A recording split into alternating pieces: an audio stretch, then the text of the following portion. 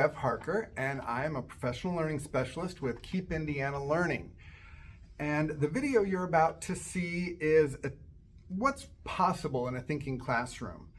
This one happens to be a 6th grade classroom, a 6th grade math room at Avon Intermediate School West in Avon, Indiana.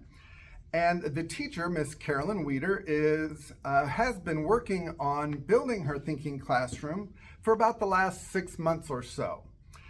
Carolyn, thank you for letting us invade your space. Thank you. And really for sharing and being really transparent about your journey through building thinking classrooms. What are we about to see today? What we are about to see is we are going to see a lesson from our curriculum. It is a collaborative environment. I really encourage the students to problem solve together, to work together, taking notes. It's not just from our workbook. I'm not standing up at the front of the room. I'm really immersed into the kids' learning as they are working in groups. So they had a really fun time with it. So thanks for coming. Great, thank you. We're excited. All right. Your task on your notebook paper, just on your own for a minute. Imagine you have this tissue box right in front of you. Okay, this one right here. On your paper, I want you to draw what it would look like if you cut it open and laid it flat, but each side is still connected.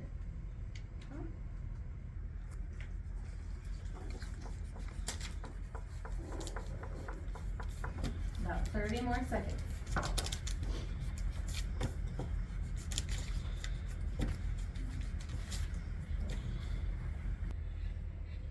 All right, compare with your table groups. I did this. I just gotta do like a square kind of, because like if you cut a rectangle in half, it turns into like see, I was gonna do that because like when you open up the tissue box, like you cut all the corners. This is like the side of it, like I was thinking that it's like split this one on the side, this part at the top, and this part's at the bottom. yeah, but I didn't know how to draw that, so I just did this.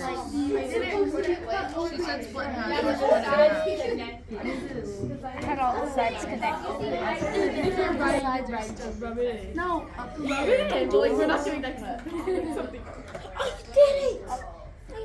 So, Eli, when did you go from the prism to the other figure? So basically, I drew this after I drew this one, but you know, I was just thinking since it's all still connected, I didn't know if they were supposed to be connected at that side, but I just drew like a one tissue box. So you have to redraw the figure to help you remember what it looked like and what sides there were? I noticed that the students instantly were engaged in the discourse and what they were learning in the mathematics. Is that normal for these kids? And was it always like that? It wasn't always like this. At the beginning of the year, we were immersed into our workbook. We were doing page by page in our workbook. But as the students started noticing more real world problems that they could relate to, their interest peaked and it spiked. And so by adding in these strategies, I was able to tie in even more story problems that actually related back to them, and have problems that they actually wanted to solve rather than just having 10 computation problems on a worksheet. Which is sometimes, I think, a little boring. Yeah. Sometimes, yeah. One of the strategies that Peter talks about in his book is giving directions one time from the center of the room. How has that worked for you? It started off not difficult, but just different. Whenever we first started putting in these strategies into our classroom, I was reading the problem 2 or 3 times to make sure that all the kids had everything that they needed in order to solve the problem. Once they got that routine down, then I said, all right, I'm only going to read it one time.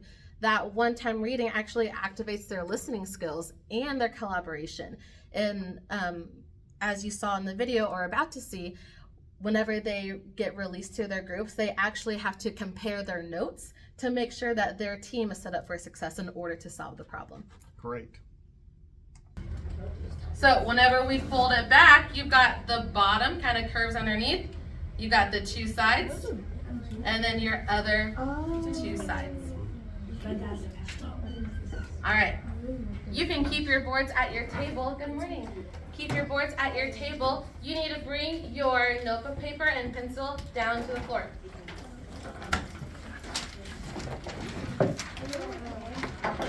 Yep, grab clipboards, grab whiteboards. They won't know.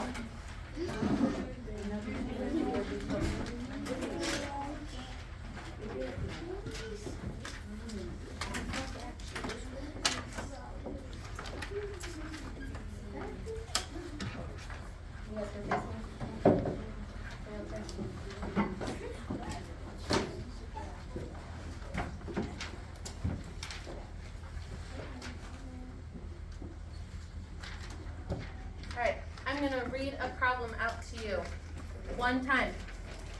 Your task while I read out this problem, you are listening and writing down any information you think is going to be useful for your next task.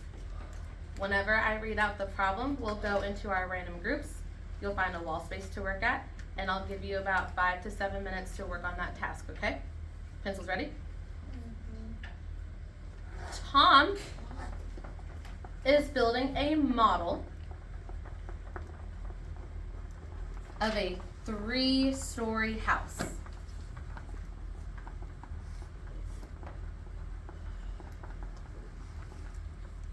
Each floor is shaped as a rectangular prism.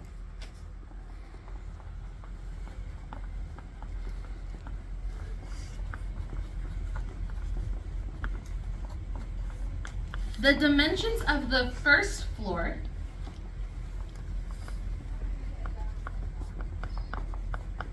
are 10 meters by 8 meters by 3 meters.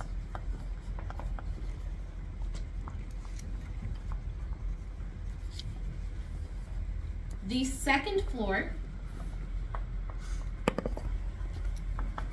has the dimensions of 10 meters by 8 meters by 2 meters.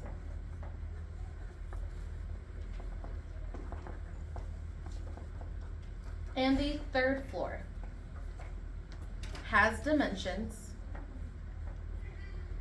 of 10 meters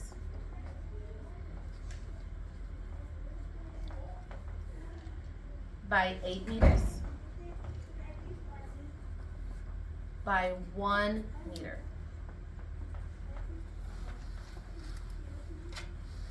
Tom wants to paint the outside of his tower.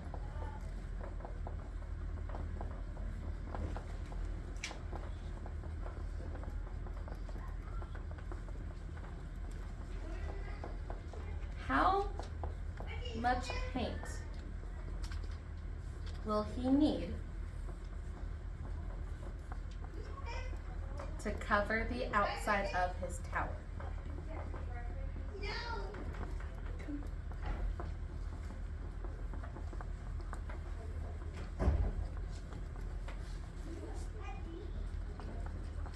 Okay. I'm going to pull up our groups. We're going to shuffle. Once you find your group, you need to get a dry erase marker. You're going to work with your group. You're going to communicate. If you have the marker, you are either listening and writing to what your group members have to say, or if you are confident in what you are writing, then you are explaining what you are writing and why to your group members on the whiteboard. Okay? We're standing, we're engaged, we are communicating with our team. Are they always this well behaved? 6th graders are never that well behaved, but they really do enjoy having guests come in to see their learning. They really do try hard. Sometimes it's more louder than others. Sometimes, we have to take some kids out of a group and kind of mix and match a little bit. But for the most part, having these strategies and never knowing who they're going to get to work with, has really been a game changer. So not all the time, but most of the time. They're pretty great. Good, good. Good to hear. I noticed that as they were getting started with that, some of the students wrote down quite a bit more than others. And I think you hinted at this earlier, but what's the expectation if a student missed some information during the instruction? So they've learned by now that if they have missed information, then the first thing that they're going to do is compare their notes with their partners. And that really, kind of going back to what I said, really sets them up to get that problem and get that problem solving skills going. So their first expectation is to, before anyone grabs the marker and starts working, they have to have the same information or provide each other the information. Great. And they looked like they were doing a really good job with that. Thank you. Let's take a look at some of their work during their group time.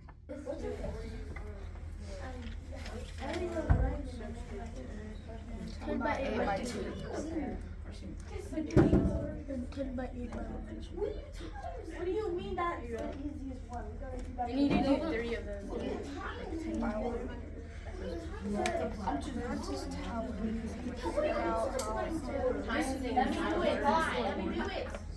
Mom wants to paint outside of the tower. How much paint will he need to cover the outside of the tower? They want to paint. Madeline, are you over here with me?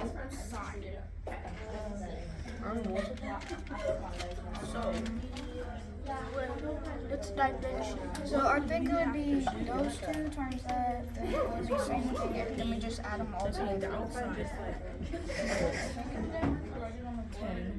So that would be 8. I don't think it's No, we're adding, when we get this one and this one and this one. Oh, yeah. We'll add all those together. So you already have a final answer? 1060. 240. Yeah, 240. Then we just have to add these. Why'd you put 10 by 8 by 2? Dimensions. 480. Someone raise your hand. Did I ask for painting how much paint can fill my building, or how much paint I'm using for the outside? For the outside, right? Who can remind me, what's our formula for volume? Savannah? Length times width times height. Length times width times height, right? I think we all have length times width times height on our boards, but that's if I wanted to fill that tower with paint, right? I need to find out my measurements, how much I'm painting on the outside. So I want you to think back to our drawing that we made of our deconstructed tissue box. Figure out how much of the surface that you are painting. And if I have a tower, think about how many sides I can actually see if I were to stand outside of that building. Go. You brought them back together as a whole group in the middle of their work time. Why? As I was walking around the room, I noticed a lot of students kind of being misled a little bit, and whether that was from me or maybe they just weren't grasping the information that was read aloud. I noticed that a lot of the kids, we were doing surface area. They wanted to find volume. I believe we were painting, and so kids were finding how much paint fills the room, not how much paint goes around the room. So bringing them back kind of gave them a little bit of a reset without having to really redirect them. And it also kind of let them figure out what they were doing wrong on their own. So instead of me saying you need to do this and this and this, having to change my wording or maybe even give a different example still lets them collaborate with each other and problem solve on their own. But me bringing them back was solely just to correct a misunderstanding. How often do you feel the need to do that? Not very often. With some problems, I want them to have trial and error. It's good to always see the mistakes that you make so that you can go back and change them. as students are getting more immersed into the content and the topic, they are able to automatically say, hey guys, I don't think we're doing this right. I think we learned this yesterday. Let's try doing what we learned yesterday and try to apply to what we're doing today. Perfect. Perfect. Okay, let's see a little more. It's only the floor of how. It's only like the floor of how much it takes on the floor. So like, how would they paint the outside of this next? Why'd you ask?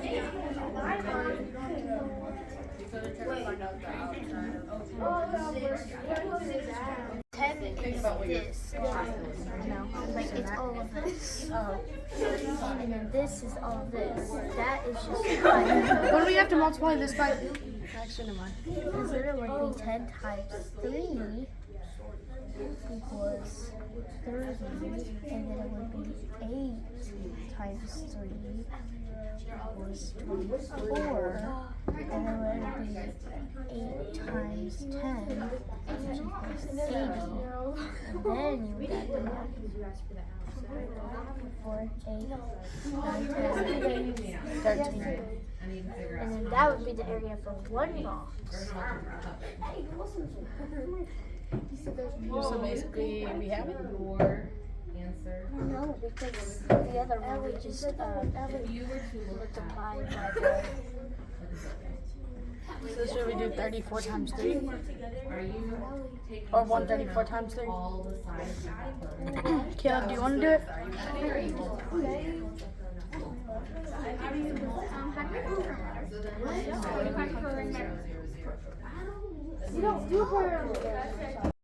Let's leave our papers, leave our markers, just at our own wall space. Let's rotate like a clock, so towards your left, no, towards your right, and just browse at other people's. Let's walk in a circle. They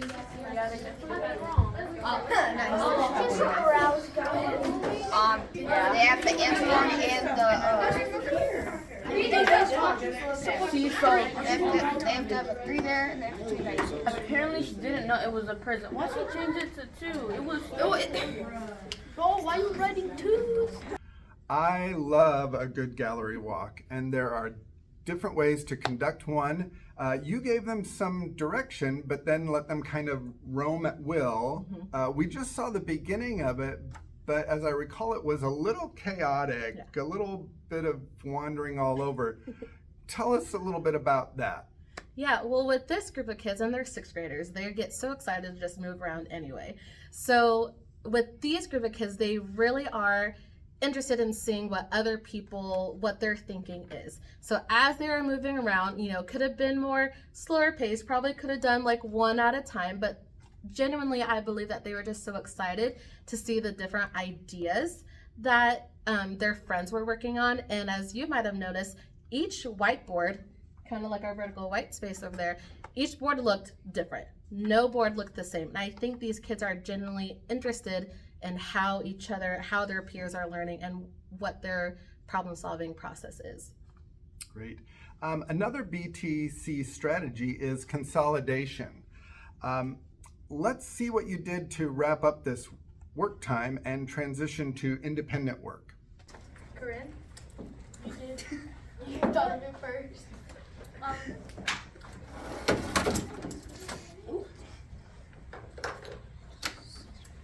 So we were gonna we took it piece by piece, finding the big one first, and then we went to the little ones because once we had the big one, we knew how to do the little ones.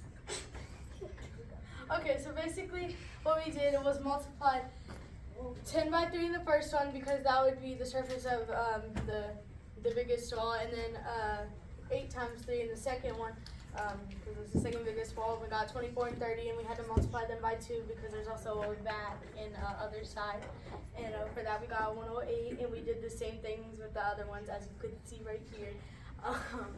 And we added them all up, and we got 296.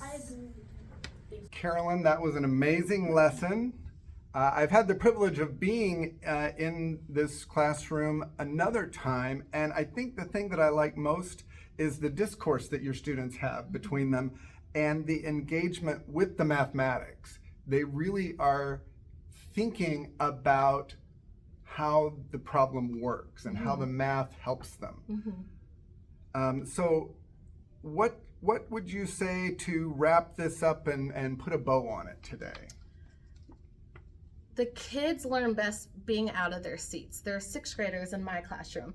So I think really having them get up and being allowed to talk. Whenever I first started my teaching career, I wanted, level 0, no talking at the beginning of class, somewhat in the middle, and at the end of class. But as I've introduced these strategies, and as well as my math team here at Avon, we actually encourage that collaboration. And so don't be afraid to go out of your comfort zone as a teacher, because the kids will wow you with what they are able to know and what they are able to explain to their peers. That is awesome. Awesome advice. Thank you again, Carolyn, Thank you. for letting us come into your classroom and opening up so that others can learn. Thank you. Done. One take. It was amazing. One take. It was amazing. It was perfect. It was absolutely